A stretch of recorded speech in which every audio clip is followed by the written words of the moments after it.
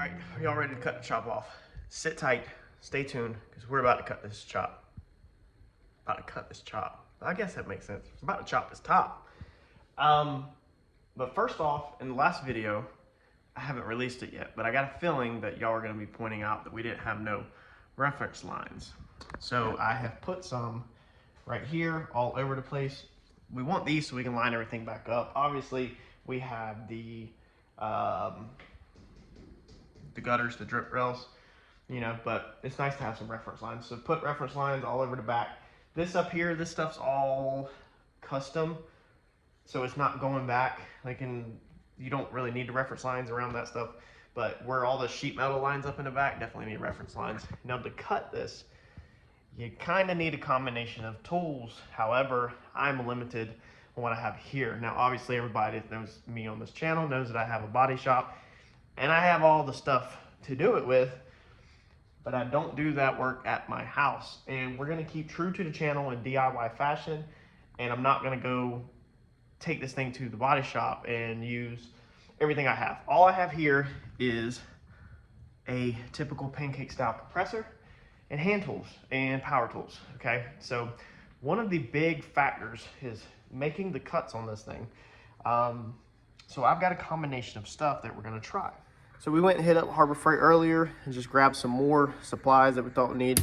Grab some cheap saw blades. I figured we're not cutting through anything really stiff. Man, I can't talk today. Really thick. It's just all sheet metal kind of we're going through. So the cheap Warrior blades should be fine. We grabbed a pack of them. We're gonna use it. This is my granddad's old saw. This thing is heavy, man. So I thought about buying a new saw for this project, but I was like, you know what? This works fine. I had to pick up another metal clamp, so I'm just getting myself ready. We did pick up a body saw. So I have one at the shop that we use.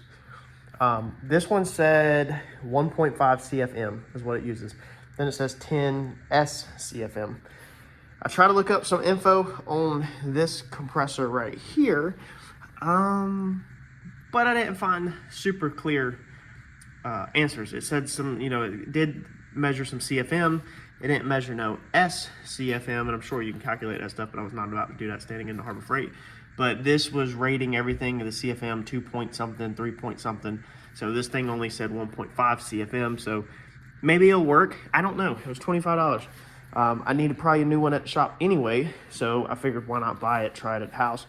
If it works, then cool. You know, we don't need that to do long cuts. It would drain that compressor. But when we get to like around this window, this curve, we'll need a body saw more likely. Don't really want to use a jigsaw. It just pounds the freak out of the sheet metal. You don't want that. We're also going to try, I wanted to get the sponge style stripping disc, but my supplier that I get my other stuff from did not have any. So we're going to try this Harbor Freight combination right here for stripping the paint. It's going to be a fiber disc, all right? And then you have to buy the backing pad with it. So I've never used that, so we're going to try that. Seemed pretty straightforward. Picked up some more flat wheels from this project, just generic flat wheels from my welding supply store. And these are the cutoff wheels that we normally use. These are 0.45s, so they're that thick. I wanted these, which are 0.030. All right there. This is what I wanted for sheet metal. This is a lot thinner. However, he only had this one sample left. He said he hasn't started quite stocking them yet. Doesn't look like anybody relatively easy to get to on this Friday here in Wilmington has them, and I don't want to run around town no more than I already have. If you can, before you cut, if you can order you some 0.030s, what that means is when you're cutting the thickness of your line on all this, okay, you're losing that much metal. So if you're trying to go very precise, then the thicker you cut, you have to calculate for that thickness or you're losing that much. And it's just best to have as thin of a cut and us lose as less of metal as we can possibly lose. In a perfect world, using a big grinder to cut this is probably not the best. You probably want something a little bit smaller to make these cuts. When you start trying to go around curves with this big and wide of a wheel, it gets a little harder versus a little wheel. Now I was going to pick up the battery powered 3.5 inch cutoff from Harbor Freight, but it would have been like 90 for the tool, or no, 50 for the tool, 90 for the charger or something. I don't know. I would have invested like 150 probably into it, 160 with cutoff wheels and stuff. And so I just wanted to just try what I got first before I do it. Now at the shop, I have an air grinder, a side grinder with little 3.5-inch wheels. You know, I don't hardly use it, but it's there. But again, that's not here at the house because we don't have the air supply to run that.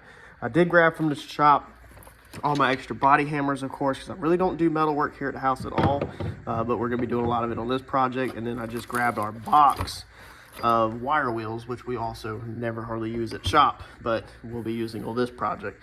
So that's, I mean, you know, this is our pretty much what we're going to try to make do with. I did grab also a combination of the snips because I have straight cut stuff here, but I don't have right and left turns. Again, I have that at the shop, but not here at the house. So I went ahead and bought a combination of them. So we're gonna come in here and I'm gonna start, I think we're gonna go for it. We're gonna start making some cuts. I've taped up the back window on the outside. I need to tape it on the inside. The reason why I'm not taking it out is because it will help build up structure and it will help hold this, you know, in its place a little bit more. We'll take it out afterwards because we're gonna be going flush mount glass in this car, hint, hint. All right, now you might be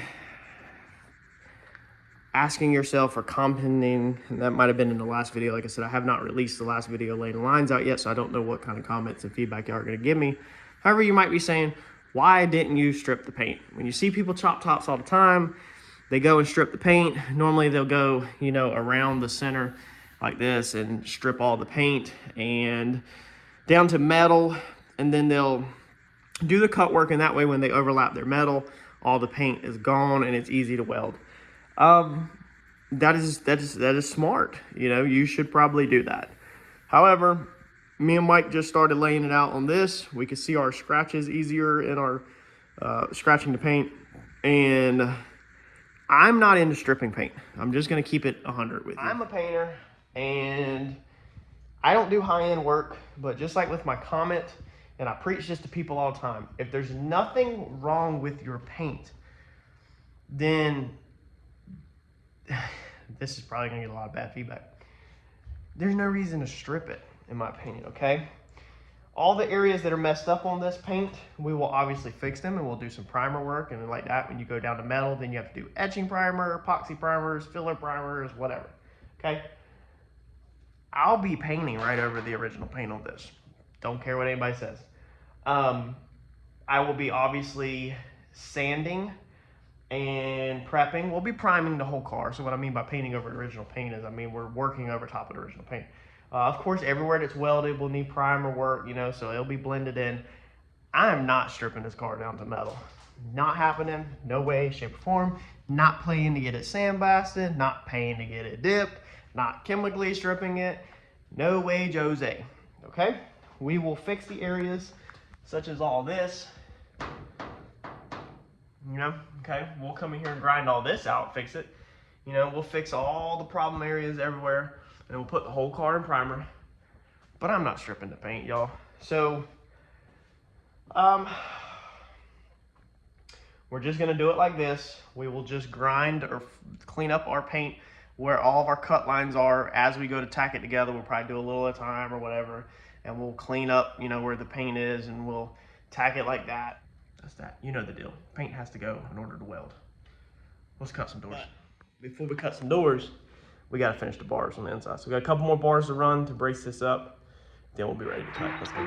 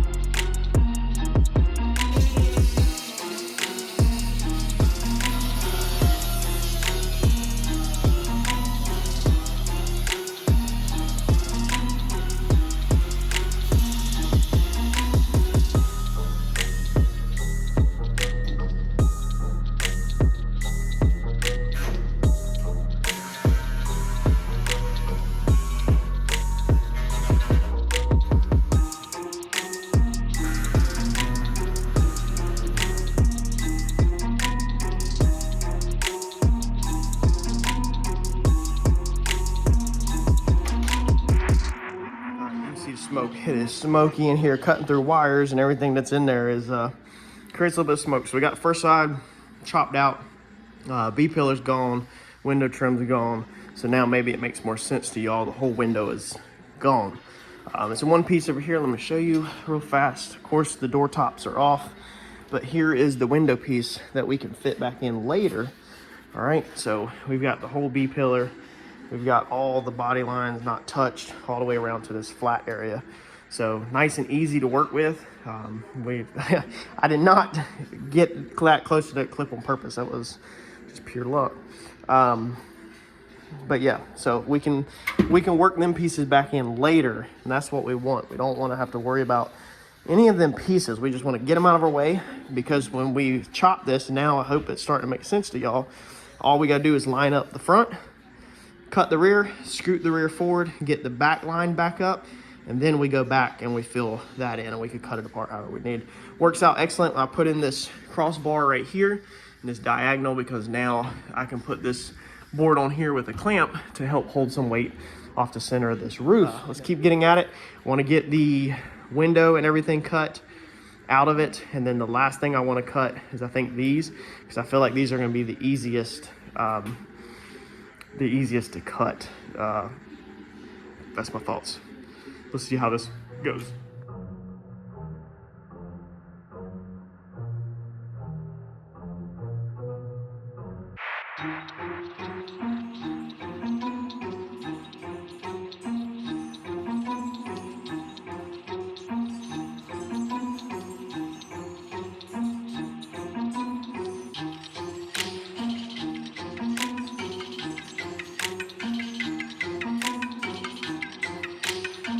Well, there goes the first disc. It's not a matter of if it's gonna happen, it's when it's gonna happen. And I was trying to just cut through this channel right here, and what happened is, you can see it nicked that right there. And when that did, that sprung that open like this and then closed it back on itself. And yeah, it exploded. I could literally feel it hit my ear, but don't feel like nothing's wrong with my ear. There's not blood everywhere, so we're good.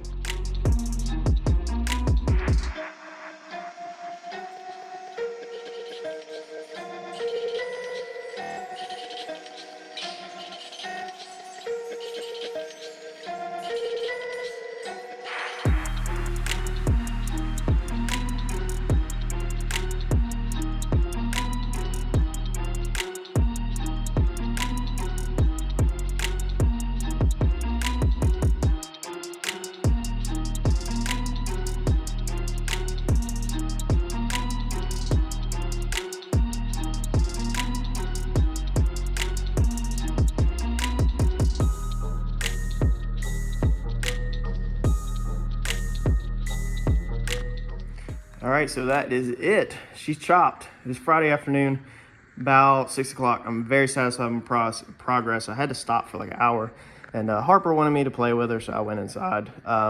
She had to persuade me, which she shouldn't have to do, but I was just trying. I'm so focused on trying to get this thing cut. So you can see our back where it is. So we'll meet with Mike tomorrow, Uncle Mike, and just double check our game plans before we do anything. I know we want to tack the front together. We want to get it cleaned up. It's got a little bit of a gap. The angles weren't 100%. I guess the inside is touching and the outside is not, but it's like that on the same, so we just need to clean the inside up a little bit till it drops down smooth. I think this thing dropped down pretty freaking good. Right there, we'll see, you know, on the back side of that. This back end is held up with this light. I actually had to bend it down. I forgot about the interior light up in there. That's kind of holding that back end up right now, but I think that's at a good height, actually. When I cut the roof, I did notice that the back end fell a little.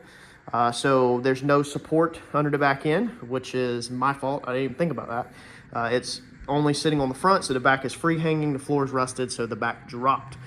So what we need to do first thing in the morning is get the back supported with some kind of metal or something. I'll probably honestly go in through the trunk and build some pieces for the floor. I might just use the bottle jacks, I don't know. But we're gonna pick this back up until our gap closes back up, because our gap opened way up on our door, which is not a big deal. I can literally, I know where my gap should be back. It should be equal top to bottom. So we just pick the back up until the gaps are back equal on the door, and then we're right back where we're at.